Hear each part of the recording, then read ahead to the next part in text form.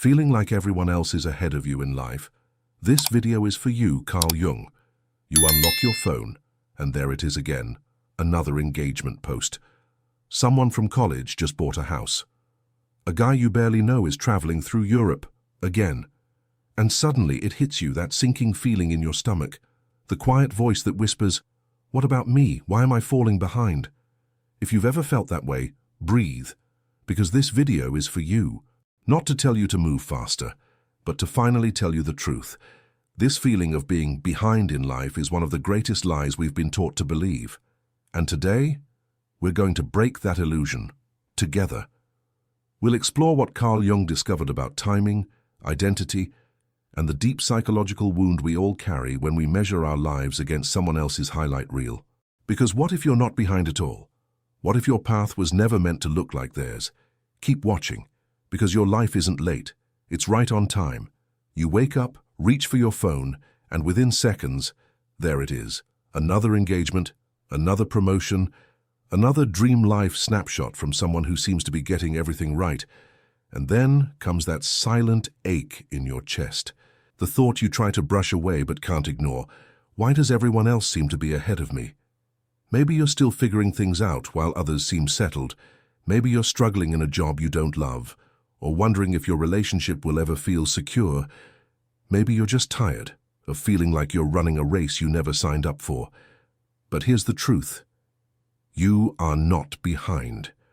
Not in the way you've been taught to believe. Carl Jung once said that the greatest burden a child must bear is the unlived life of the parent.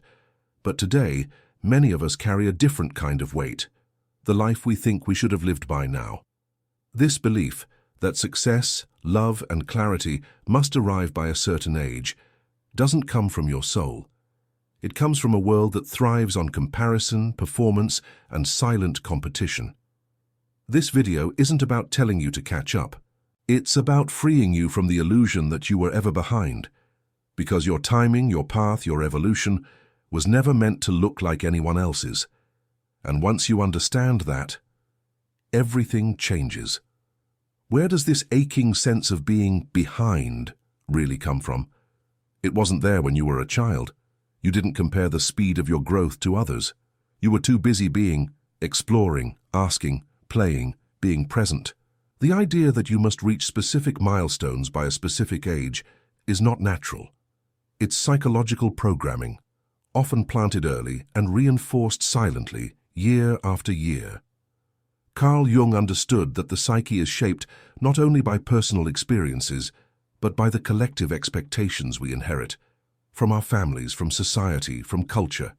We are born into a world with invisible scripts, timelines that say, graduate by 22, find love by 25, buy a home by 30, have children before 35, be successful by 40. But what happens when your story unfolds differently? What if you choose a different path or face unexpected setbacks? What if your purpose doesn't align with that timeline? What if your soul needs more time? That's when the internal war begins. You look around and start comparing your life to others, forgetting that each person is living a story with a different beginning, middle, and end. But the psyche doesn't respond to logic. It responds to emotional imprints. So when you scroll through social media and see someone else's curated highlight reel, your nervous system responds like it's a threat. Not because you envy them, but because a part of you feels judged. A part of you thinks, I should be there too. Jung would call this a clash between the persona and the true self. Your persona is the social mask, the version of you designed to win approval and avoid rejection. It thrives on external validation. It loves metrics, a status, money, likes, praise. But beneath that mask is your authentic self, the part of you that knows life is not a race. It understands that growth is not linear, that love arrives when you're ready. That clarity unfolds not on a schedule, but in silence. The problem is that we spend so much time performing for others that we forget to listen inward. We lose connection with our own rhythm. And slowly the false belief seeps in. I am not enough because I am not there yet. But let's pause and ask something Jung would encourage. Whose voice is that? Who told you that you're behind?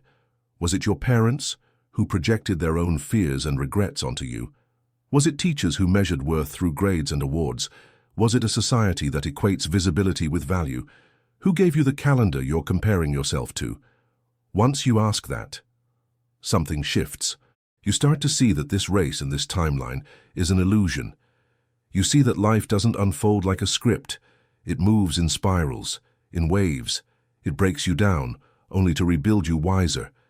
It closes doors so you can learn patience. It delays answers so you can grow into someone capable of receiving them. And here's something powerful. Your soul knows your timing. Even if your mind doesn't, you're not late. You're just in a season that's teaching you something vital. A lesson about resilience, a lesson about trust, a lesson about self-worth that doesn't depend on milestones. This is not a delay, it's depth. It's an initiation into a life that will be yours, not borrowed from someone else. In fact, many of the people you think are ahead are simply wearing masks. They may look successful but feel hollow. They may have followed the timeline, but lost their truth in the process. And yet here you are, awake enough to question, present enough to feel, brave enough to heal. That alone puts you far ahead in the only race that matters, becoming who you truly are. Jung believed that true individuation, the path to wholeness, only begins when we stop living for the expectations of others. It begins the moment you stop comparing and start listening to your intuition, to your wounds, to your own soul's rhythm. Because life is not a performance, it's not a checklist, it's not a photo to impress the crowd. Life is a dialogue between your deepest self and the world, and the more you honor your own pace, the more meaningful that dialogue becomes. So the next time that old voice whispers, "You're behind," pause, breathe, and remember, there is no finish line. There is only this moment. And in this moment, you are right where you're meant to be. There's a quiet revolution that begins when you stop asking, "Why am I not there yet?" and start asking, "Who told me where there is supposed to be?" Because the truth is, there's no universal destination. What exists instead is your inner timeline, the personal, sacred rhythm of your growth, your healing, your becoming. Reclaiming it isn't about dropping out of society or avoiding responsibilities. It's about awakening to the truth that your soul does not run on society's clock. It runs on meaning, not milestones. And that starts by turning down the noise, especially the one that comes from comparison. Comparison is seductive. It offers quick judgments. It gives your ego a measuring stick. But here's the paradox. Every time you compare, you abandon your path. You leave your own inner compass behind to try and walk someone else's trail, not realizing that their terrain wasn't meant for your feet. Carl Jung saw this in the people who came to him feeling lost. He noticed that the moment they disconnected from their inner voice, anxiety grew. But the moment they dared to listen inward again, even in the chaos, their clarity began to return. So how do we reclaim that inner rhythm in a world that constantly shouts at us to be more, do more, have more? We begin here with 3 radical acts. 1. Detach from the illusion of linear progress. You were never meant to live in a straight line. Healing is not a forward march. Growth is not always visible. Some of the most profound transformations happen in the quiet, in the in-between spaces. There are seasons of blooming, and there are seasons of becoming the soil. You are not stuck. You are being softened. You are not late. You are in gestation. You are not lost. You are being led inward. Your timeline may be silent now, but it is alive, and it is sacred.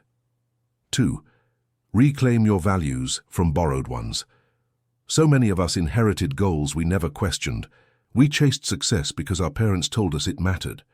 We prioritized marriage because the world told us it completes us. We feared falling behind because everyone else seemed to be moving fast. But Jung would ask, is that goal truly yours?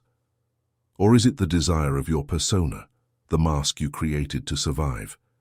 You cannot live a meaningful life built on someone else's definition of meaning. So pause and ask, what do I deeply value? What truly makes me feel alive? What would I still choose even if no one applauded? These answers may not come overnight, but even asking the questions plants a seed of truth, and it grows. 3. Honor your shadows and wounds as timekeepers. Here's what most people don't tell you. Sometimes your delay is your soul protecting you.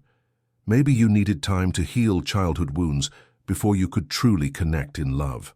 Maybe you needed to deconstruct your identity before you could find your true path.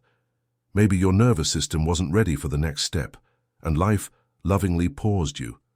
We often see delays as failures, but Jung teaches us that what looks like regression is often the soul pulling us inward for restoration. Your inner child, your shadow, your trauma, they are not holding you back. They are holding you close, whispering, "You're not ready yet." But when the healing comes, the timing aligns. And it doesn't just align practically, and it aligns deeply. It feels like peace, because you're no longer chasing life, you're meeting it. You no longer feel rushed, you feel rooted. You don't fear being behind. You're grounded in your becoming. This is the power of living on your own timeline. And it's not always glamorous. Sometimes it means saying no to things that look shiny but feel empty. Sometimes it means waiting when everyone else is moving. Sometimes it means feeling alone in your choices, until they begin to make sense. But eventually they do, because you begin to notice something incredible. You're no longer measuring your life by what's missing, but by what's meaningful. You start celebrating progress no one else sees. You begin honoring inner peace over external praise. You stop looking sideways and start looking inward. And that's when life changes. Not because the world around you shifts, but because your perception does. You no longer believe the lie that you're behind. You realize you were never behind. You were simply preparing to live from truth, not pressure, from authenticity, not approval, from love, not fear. So take a deep breath. You don't have to catch up. You just have to come home, to yourself. That's where your timeline begins again, and this time, it's yours. Faster success, quicker results, instant gratification. But the soul has never worked that way. Your inner transformation was never designed to be rushed. Carl Jung understood this. He believed that deep healing, the kind that touches the unconscious, cannot be forced. It unfolds like a mystery. It reveals itself like a sunrise, slowly, quietly, inevitably. So when you choose to stop rushing, when you allow yourself to grow slowly, you begin to experience something that few people ever do. You discover the sacred gifts hidden in delay, in detours, in discomfort. You stop chasing a finish line and start embracing the journey. And here's what that journey offers you. 1. You begin to build a life that feels real, not performative. When you're constantly in a rush, you make decisions from fear. You say yes to jobs, relationships, paths, not because they're right, but because they're fast. But when you slow down, you give yourself time to ask the deeper questions. Is this aligned with who I am? Will this nourish me long term? Or am I just trying to arrive somewhere for validation? The more you practice slow growth, the more you choose with intention, not impulse. You build a life that feels like you, not a performance, not a persona, but a reflection of your truth. And that kind of life is unshakable. 2. You become emotionally resilient. The fast path rarely gives you the space to process pain. It demands that you move on, stay positive, keep going. But healing doesn't work that way. When you slow down, you allow grief to speak. You give your nervous system the space to breathe. You sit with discomfort long enough to hear what it's teaching you. And in doing so, you become emotionally stronger. Not because you avoid pain, but because you face it with grace. Slow growth isn't weakness, it's wisdom. It means you're not afraid of your emotions anymore. You've made peace with being human. 3. You stop outsourcing your self-worth. One of the biggest dangers of rushing through life is this. You begin to believe that your worth depends on what you achieve, or how fast you achieve it. You confuse productivity with value. You measure your lovability by external milestones, but when you slow down, something miraculous happens. You begin to feel worthy, even when you're not doing anything. You start to realize that your presence, your story, your being is enough. You no longer need to prove your worth, you just live it. and that kind of confidence can never be taken away. 4. You connect more deeply with others and with yourself. Rushing isolates you. It keeps you in survival mode. You're always on edge, always performing, always comparing. But slow growth softens you. You begin to listen more. You start noticing the beauty in the ordinary. You connect with people, not for networking, but for truth. And most importantly, you reconnect with yourself. You give your inner child time to be seen.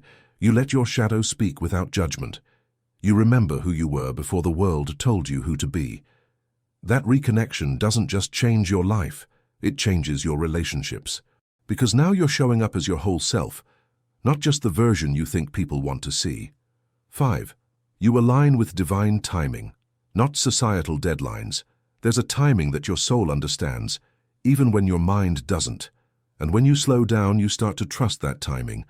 You begin to see how what once felt like a setback was actually a setup. How what once looked like failure was redirection. How what you once wanted wasn't what you needed. And life knew that before you did. This kind of trust doesn't happen overnight, but it grows quietly, like roots. And one day, you wake up and realize you're not behind. You're exactly where you need to be to receive what's truly yours. And when you do receive it, it's not rushed, it's not fragile, it's not built on fear. It's deep, it's earned, it's real. That's the gift of slow growth. Let this be your reminder. You are not missing out, you are not falling behind, you are simply unfolding exactly as you're meant to, slowly, powerfully, beautifully. Your pace is not your problem, it's your power, and the life you're building with patience and purpose will hold you in a way that no shortcut ever could. So the next time you scroll through your feed and feel that familiar ache, that whisper of why am I not there yet, that inner voice asking, what's wrong with me? Pause, breathe, and remember, life is not a race. Your timeline is not broken. You are not behind. You are on a sacred path that doesn't follow charts or deadlines. It moves through soul, not speed. And every twist, every still moment, every season of silence is a part of your becoming. Carl Jung once said, what you resist not only persists but will grow in size. So maybe it's not about pushing harder. Maybe it's about releasing the need to be anywhere else but here. Maybe it's about realizing that your growth doesn't need to be flashy to be profound. That some of the most powerful transformations happen in invisible, quiet places. The truth is, the people who seem ahead of you, they're just on a different chapter. Not better, not more worthy, just different. And your chapter, it's still being written, slowly, carefully, authentically. Don't abandon your story just because it doesn't look like someone else's highlight reel. You are not late. You are not less. You are becoming. And maybe the most beautiful parts of your life, the love you've been waiting for, the peace you didn't know was possible, the purpose that sets your soul on fire, maybe it's all still ahead of you. And maybe, just maybe, this moment of feeling behind is actually the moment where everything begins to align. So take one more step, in your time, at your pace, with your heart wide open, because you're not falling behind, you're falling into place. It's just beginning.